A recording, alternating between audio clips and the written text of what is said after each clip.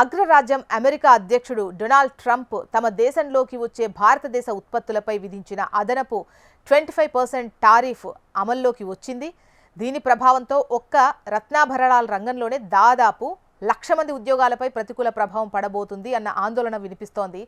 చేతితో తయారు చేసే ఆభరణాల ధరలు మరింత పెరిగి అక్కడ అమ్ముడు పోకపోవచ్చని అఖిల భారత రత్నాభరణాల దేశీయ మండలి అభిప్రాయపడుతోంది. గతంలో అమెరికా 10% సుంకం విధించినప్పుడు సుమారు 50,000 మంది ఉపాధి కోల్పోగా కొత్త టారిఫ్ అమలులో 1,00,000 మందికి పైగా జీవితం రోడ్డున పడొచ్చు అనే అనుమానాలు వ్యక్తమవుతున్నాయి. ఐరోపా సమాఖ్య, పశ్చిమాసియా లాంటి ప్రత్యామ్నాయ మార్కెట్ల వైపు ఈ రంగం చూడాల్సిన పరిస్థితి ఉంది. అమెరికా పాక్షిక రాగి ఆధారిత ఉత్పత్తులపై 50% టారిఫ్స్ విధించింది.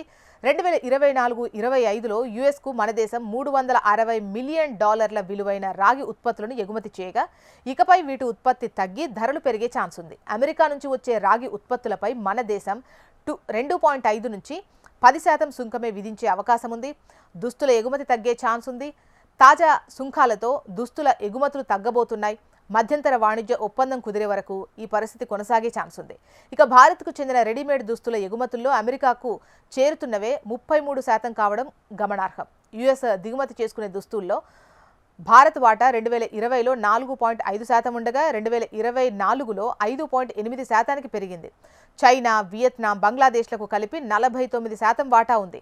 ఇక బియ్యం ఎగుమతులకు ఆటంకాలే. భారతదేశానికి చెందిన బియ్యం ఎగుమతులకు ప్రస్తుత సుంకాలు తాత్కాలిక అడ్డంకిగా మారే ఛాన్స్ ఉంది. కానీ వియత్నాం, పాకిస్తాన్ లాంటి పోటీ దేశాలతో పోలిస్తే బియ్యం ధర, నాణ్యత పరంగా భారత్దే పైచేయి అని బియ్యం ఎగుమతిదారుల సమాఖ్య చెబుతోంది. ఇక భారత్కు అతిపెద్ద బాస్మతి మార్కెట్ అమెరికా మాత్రమే కాదు.